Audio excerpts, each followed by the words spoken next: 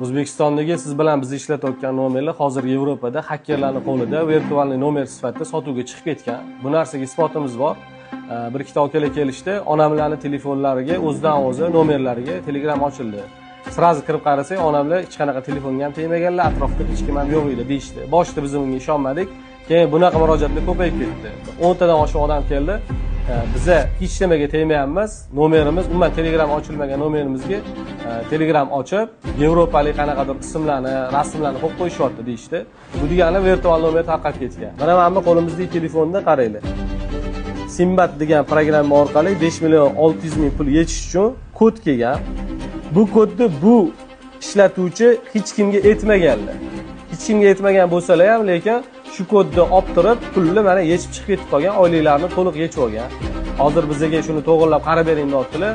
Hozir katta ehtimol bilan mana shu nomerni o'sha ishlatish kerak emas yoki hamma kartalarni shu nomerdan uzib qo'yish kerak.